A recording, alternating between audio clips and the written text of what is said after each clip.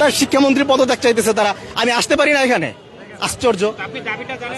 তা আসতে পারে তো, এখানে তো একজন নাগরিক আসতে পারে, এখানে তো একজন নাগরিক আসতে পারে, এটা বলেন আপনি আমাকে এটা উত্তর দেন, এখানে কি একজন নাগরিক আসতে পারে? অবশ্যই সহমতি জানাচ্ছি, অবশ্যই। শিক্ষামন্ত্রীর যেই যৌক্তিক দাবি নিয়ে তারা, যেই দাবিতে তারা তাদের প্রতি তার পদত্যাগ দাবি করতেছে, সেটা অবশ্যই তাদের না।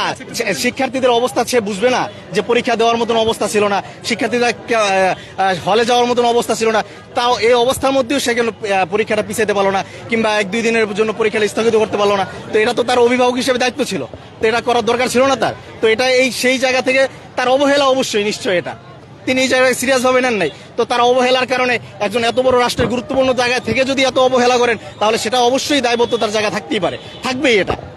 এটাই। আপনি কোন পরিচয়ে সংহতি জানাতে আসছেন? আমি এই দেশের নাগরিক, এটাই আমার পরিচয়। কোনো শিক্ষার্থী কি পরীক্ষা দিচ্ছে? আমার কোনো শিক্ষার্থী না, আমি এই দেশের নাগরিক, জাস্ট এইটাই আমার পরিচয়, সবাই এটাই। আর কিছু না, স্পেসিফিক কোনো কিছু নাই।